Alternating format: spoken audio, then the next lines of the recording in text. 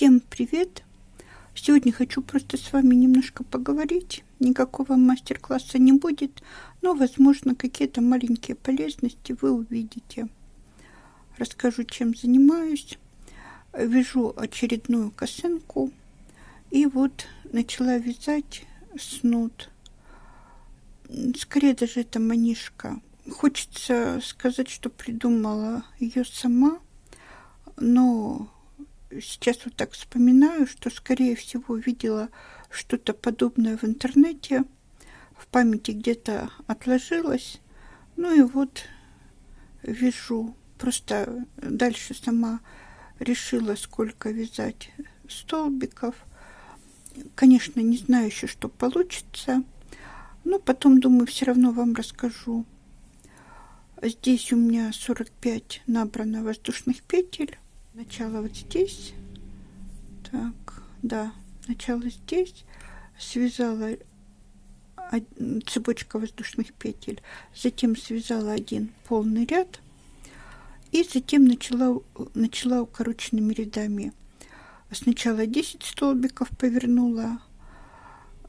Дальше 20 столбиков повернула. И затем 3 раза довязала до конца, вот до верхней части манишки. И потом снова повторяю. Вот, я думаю, по этой схеме уже кто-то сможет связать. Вяжу, как вы понимаете, соединительными столбиками за заднюю стенку. Такая вот получается прелесть. Хочу потом попробовать связать еще из другой шерсти. Даже не шерсти, а пряжи. Я люблю смесовую пряжу. Пряжа вот такая, как я ее называю, из коробочки. Это 100% меринос. Пряжа мне очень нравится. Она продается в коробочке по 6 моточков с переходом от одного к другому моточку. Компьютерное окрашивание. Но Наташа сейчас продает отдельными моточками. Сколько хотите, столько и можно купить моточков. Сколько вам нужно на изделие. Когда я свяжу эту манишку, я скажу, сколько у меня граммов ушло. Ну вот, пожалуй, все. Да, вяжу толстеньким достаточно крючком, 5,5. Он такой вот простой крючок.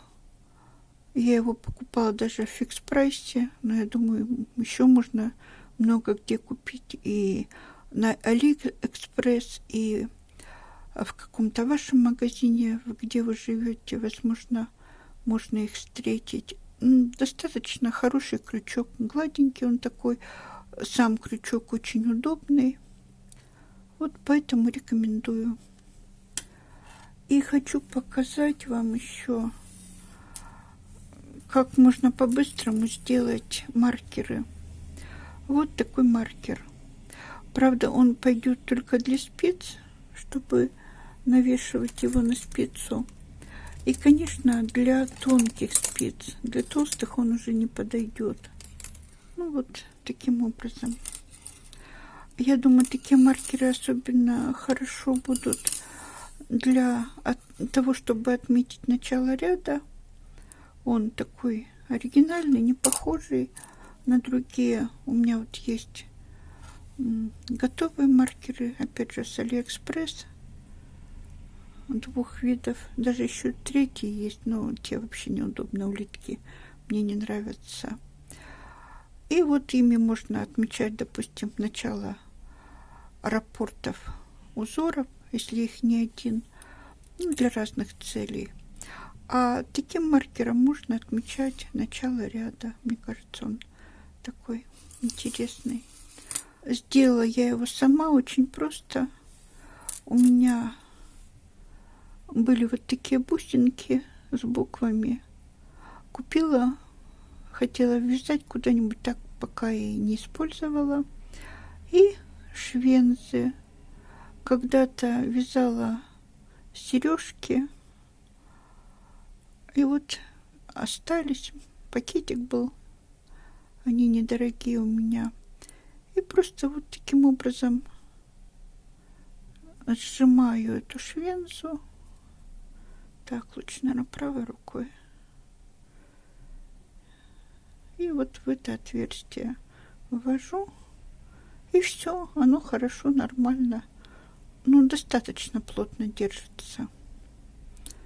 Я думаю, при вязании ничего не случится с таким маркером. И, конечно, маркеры можно делать из чего угодно. Но вот опять же они для спиц больше вот такие подходят.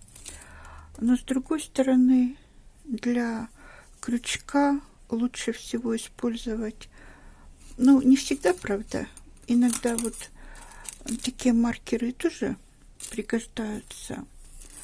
Но я убедилась, что удобнее всего при вязании крючком использовать ниточку. Например, начало ряда или какую-то часть узора. Вот, допустим, 10 петель можно было бы отметить. 10-20 петель отметить таким маркером. Здесь, правда, все просто, поэтому я даже отмечать не стала. Ну вот, например, так, 1, 2, 3, 4, 5, 6, 7, 8, 9 и 10. Я провязала, допустим, 10 столбиков, отметила ниточкой, и ее сейчас прижму следующим столбиком. Так, 11, 12, ну дальше я вяжу. Этот ряд я должна вязать дальше до полный ряд. А когда я буду вязать в обратную сторону, так, это просто пример. Я дохожу до этой ниточки. Так, вот этот у меня отмечен. Значит, еще один столбик я провяжу. Здесь вот даже видно. А ниточку сейчас перекину вперед. И вот буду таким образом с одной стороны на другую перекидывать. И она у меня будет отмечено какое-то количество столбиков. И, допустим, здесь или прибавки надо делать. Ну, вы уже сориентируйтесь на полотне, что вам именно надо делать и как отметить маркером. Особенно это еще удобно, когда мы вяжем, я уже даже показывала, наверное, когда мы вяжем шапку сверху, то там идут расширения. И чтобы вот не запутаться, где делать прибавки, начало ряда тоже очень удобно отмечать таким маркером. А пока все. До новых встреч!